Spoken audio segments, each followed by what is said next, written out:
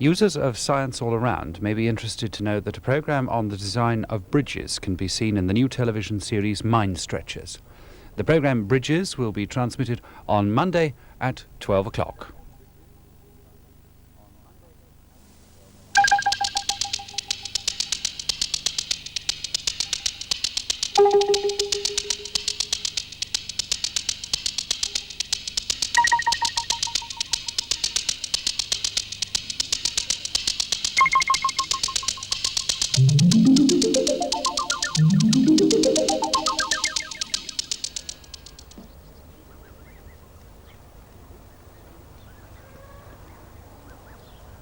This is Reynard Ing, a farm in North Yorkshire.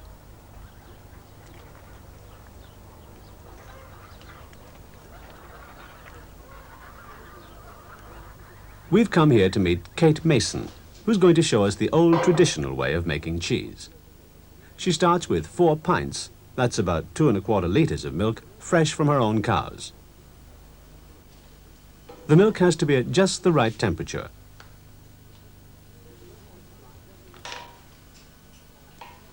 (30.5°C). And that's just the right temperature for the first substance that Kate adds to the milk, called starter.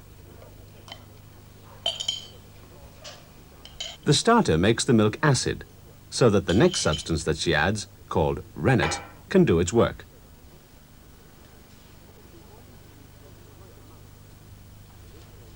It's important to use just the right amount of rennet, and in this case, Kate measures out 1 milliliter.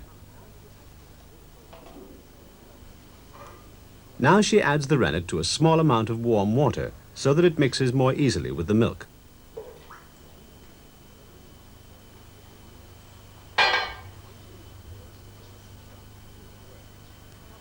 Once Kate is sure that the rennet has started to do its work, she covers the bowl and leaves it for 10 minutes.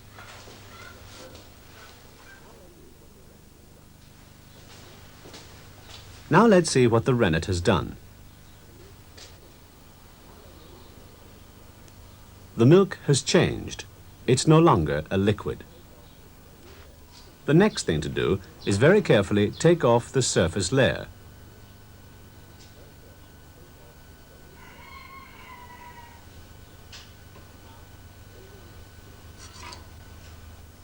And now ladle the mixture into the mold.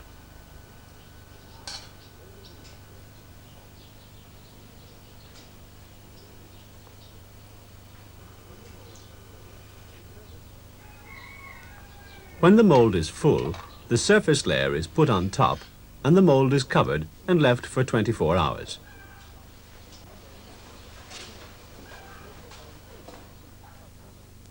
In the meantime, Kate gets some cream ready to make butter. She checks that it's runny enough and that it's at the right temperature.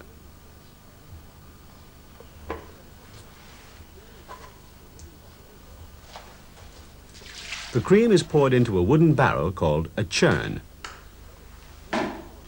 This is the old way of making butter, and you don't see butter churns very often. And now comes the hard work. The churn has to be turned at the right speed for about an hour. Kate knows when to stop by the change in the sound.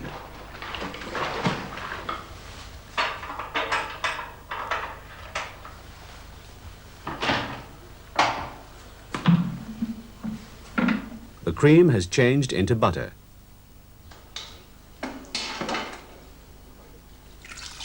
Next, the solid butter is separated from the liquid.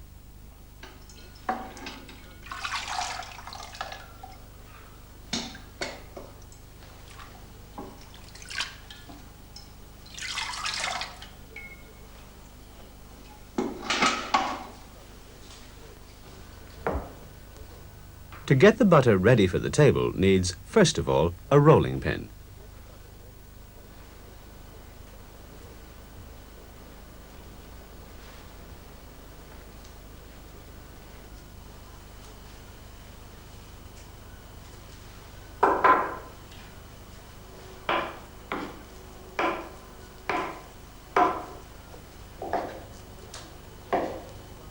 To get the finished shape, Kate uses a pair of Scotch hands.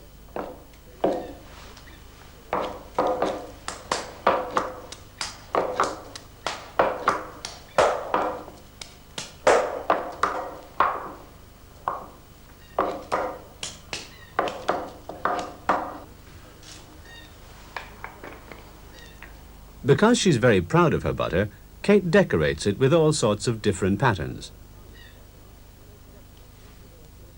Now let's see how the cheese is getting on. After 24 hours, Kate has to turn the cheese over, which is quite a tricky operation.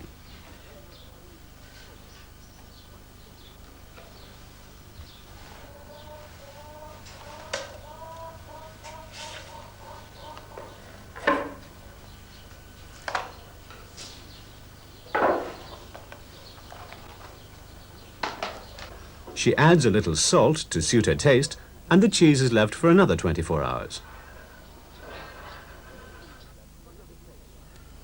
Now, after 2 days, what does it taste like?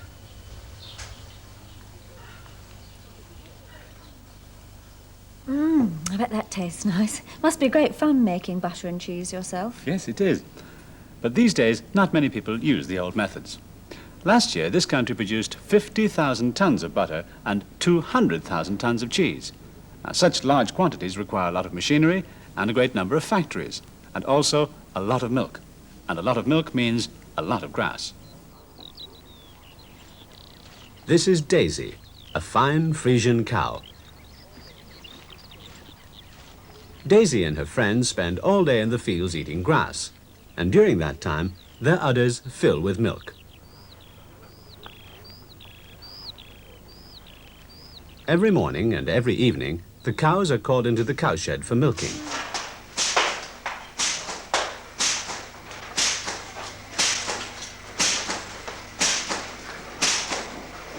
After the udders have been cleaned, a machine is attached which gently sucks out the milk.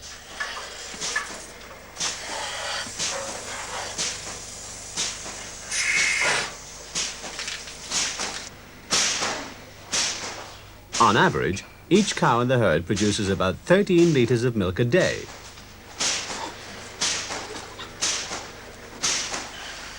With 200 cows in the herd, this farm alone produces 2,600 litres, and together, all the farms in the country produce 36 million litres of milk every day.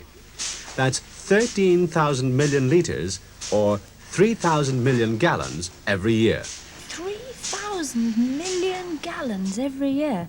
It's a lot of milk. Yes, it is a lot of milk. And that means a lot of food. And for some of us, it's the only food. When a baby's first born, it can't eat solid food. Its only source of food is milk, in this case from the mother's breast.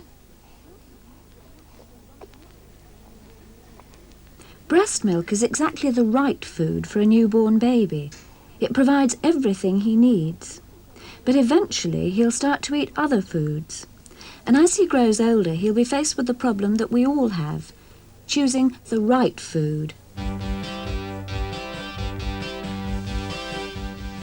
Modern supermarkets are full of a large variety of food.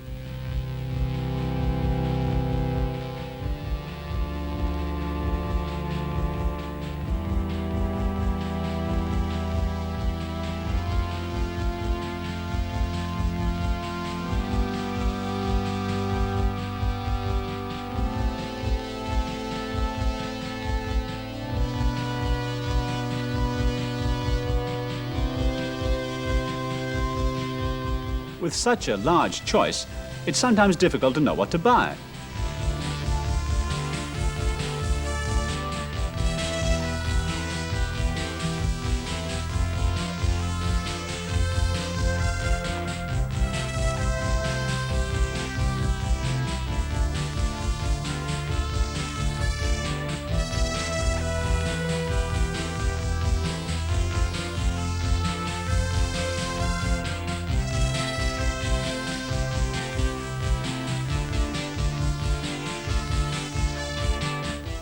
Make no mistake, shopping is a very skilled job.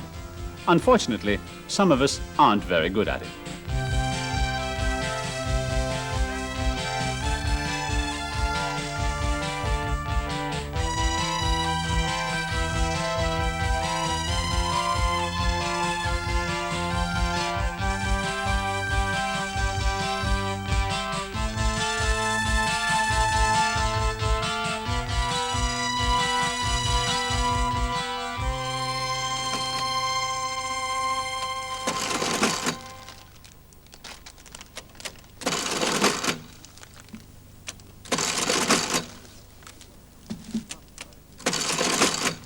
Oh, dear.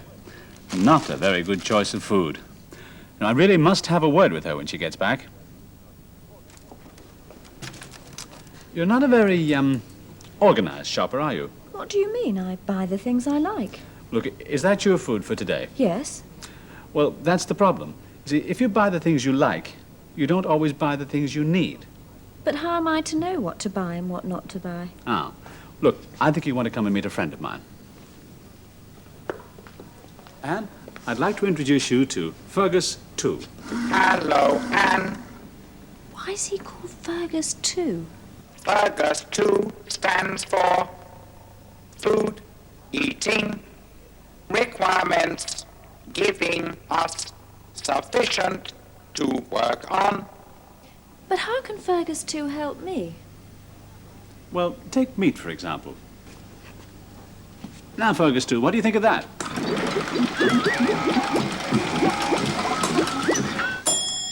Mains, What does he mean, mains? that is the system. Well, what he means is that you can sort food into different groups. And one of those groups is called mains.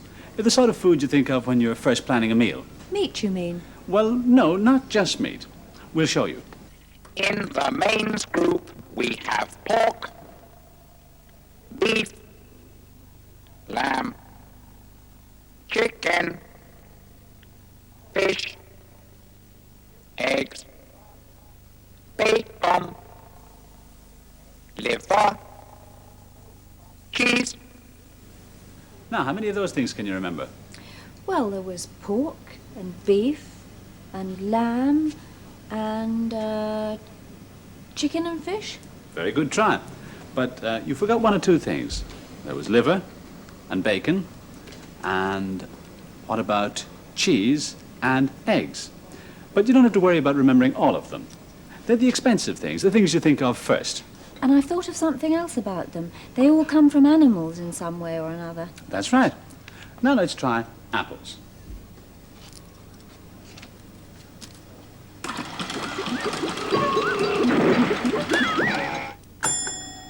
Fruit and vegetables. Just a minute. Apples aren't vegetables. No, but fruit and vegetables go in the same group. Let's try peas.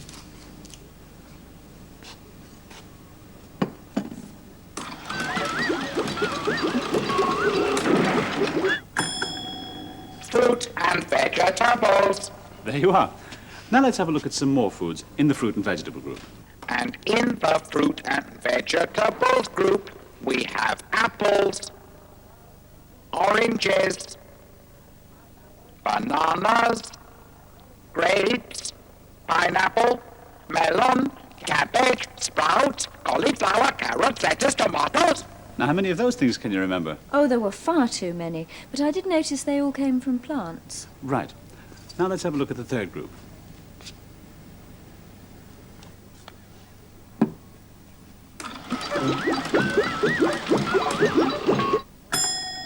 Water, Water, that's milk. Well, most drinks contain a lot of water. We'll show you. tea,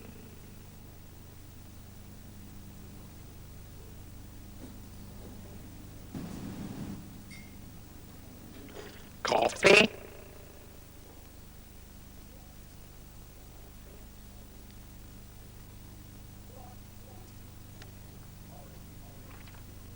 squash, orange juice, fizzy drinks,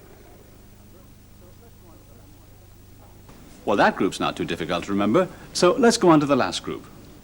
Bread? Well, no, not just bread. How do you feel if you eat a lot of bread? Well, it fills you up. Right. So let's see what Fergus 2 thinks of bread.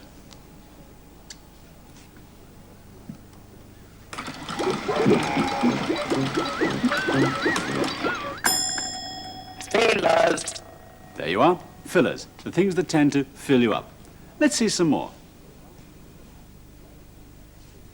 In the fillers group, we have cakes, biscuits, sweets, cream, crisps, potatoes, nuts, rice, spaghetti. So fillers are the sweet, creamy, floury things. Yes, well, they taste floury when you eat them. And they're all the things I like. Well, that's the problem. Is this your shopping for today? Yes. Well, let's see what Fergus, too, thinks of your choice. Too many fillers, too many fillers, too many fillers, too many fillers, too many fillers, too many fillers, too many fillers, too many fillers, too many fillers, too many fillers. Your choice of food for today very nearly made him blow a fuse. Dear, I'm sorry. But what does it matter if I eat too many fillers? Well, perhaps I may be able to give you some idea of what might happen. Ugh, fat. Wouldn't like that. But that's not all. Have a look at this.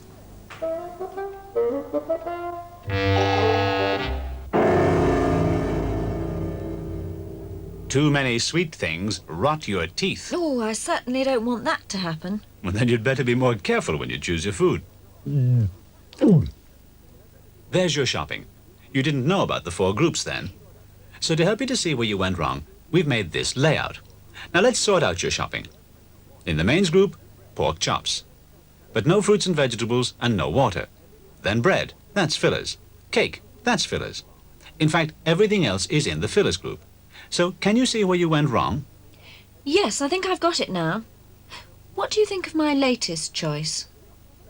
Meat, cheese, eggs, lettuce, tomatoes. This seems better. Oranges, bread, potatoes, much better. Lemonade and coffee. Well, now, let's sort it out into the 4 groups again. Now, what have you got in the mains group? Meat, cheese and eggs. And in the fruits and vegetables group? Lettuce, tomatoes, oranges. And I've got coffee and lemonade in the water group. And finally, bread and potatoes for fillers. Well, that's very good. All the food evenly divided between the 4 groups. Not too much in any one group. Yes, laying it out like this is very useful. Why don't you make a layout like ours? Then you can sort out all the food you eat in a day or plan your next meal. You don't have to use real food. You can use pictures of food or cards with the names of food written on them.